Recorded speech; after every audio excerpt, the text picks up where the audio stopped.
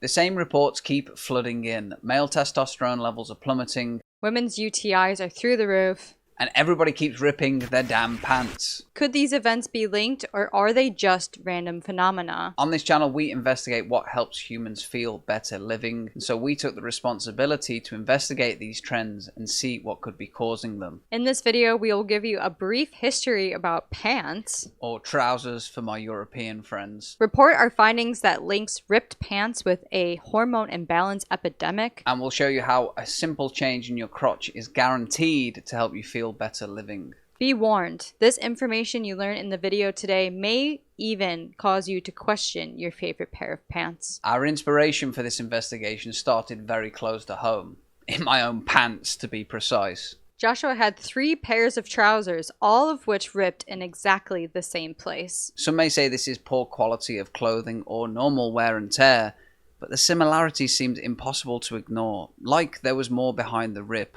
And so it inspired further investigation to answer the age-old question. Why do the pants keep ripping? And to answer this question, we dived into the history of trousers. Like much of history, it's long, hazy, and open to interpretation. But what you need to know is pants were not always designed like they are now. In our research, we found the straight hem design only started around 1850. Look at this cramped gentleman. Before that, pants could be found in many different designs. The alleged oldest pair of pants that are 3,300 years old, found in a Chinese cemetery, look more fitting than the pants that we have today. Look at that expanded crotch.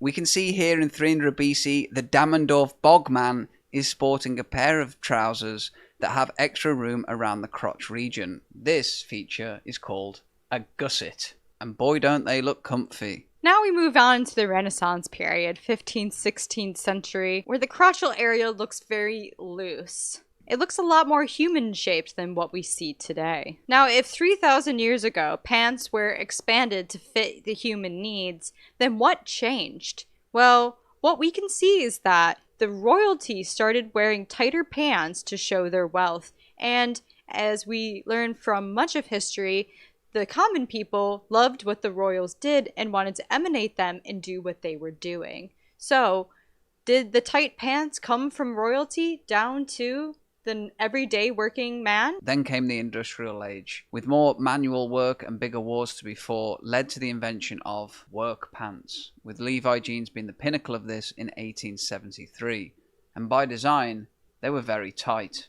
The tight fit started to become the norm for workwear, and then it became a fashion symbol. We see tight jeans hit their pinnacle in the 50s with Elvis Presley. The king of rock and roll came along and brought pants to the forefront of fame. When I look at the history of pants, I have more questions than answers. Why have pants become tighter and less human-shaped? It clearly isn't because they are more comfortable and durable. So was it that they were just popularized by royal families and celebrities? Was it that it was easier and faster to make? Or was it simply a case of planned obsolescence? Regardless of the cause, it's clear to me that the tight-fitting pants is a flawed design, and this is a claim that's backed up by some of the more sinister discoveries we found during our investigation. Turns out we are not the first to investigate the relationship between tight-fitting jeans and human health. In fact, there's a large body of literature going back decades researching this very topic. Here's some information we found during our investigation. This data shows male testosterone have dropped 1% a year for the last 2 decades. And this study shows how tight pants caused a 20% decrease in testosterone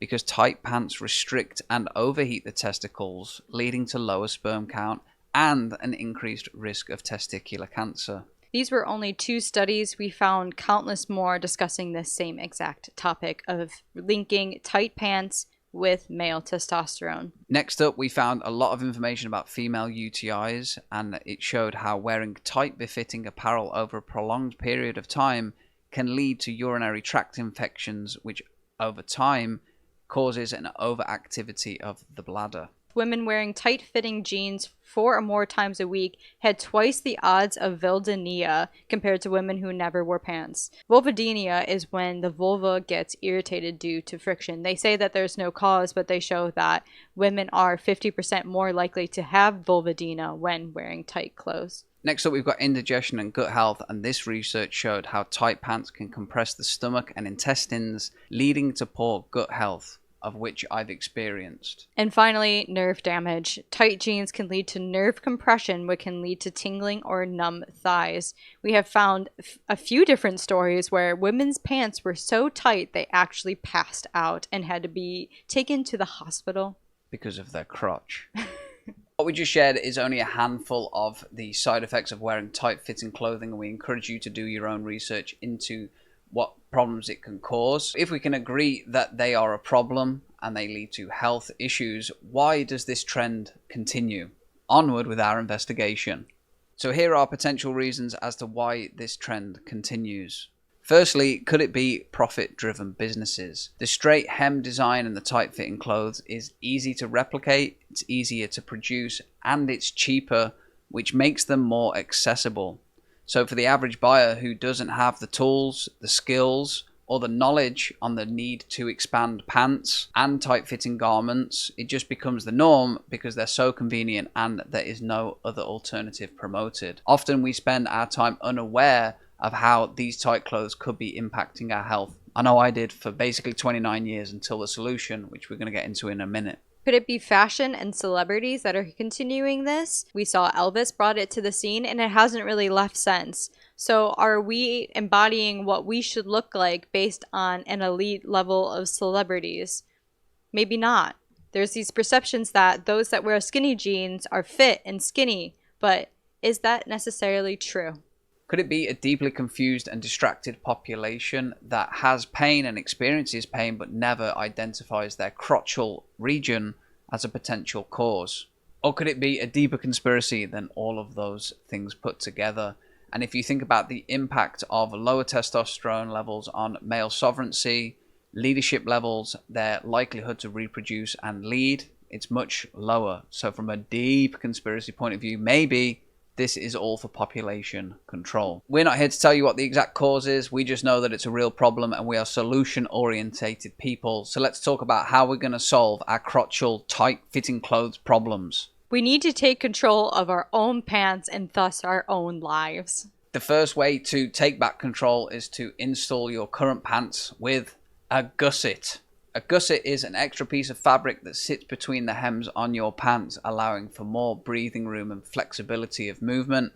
And the passion that you are experiencing in my voice on this video about this topic is because we installed a gusset into all of my ripped pants and I feel like a brand new man. I've got full range of motion, I've got breathability, I've got swinging in action, and I feel very, very good, almost to the point where I feel for the last 25 years I've been under lock and key. A gusset could be the key to your freedom, so maybe install one. Another solution is bring back loose-fitting clothing, normalize it into a way that looks good and makes us feel good.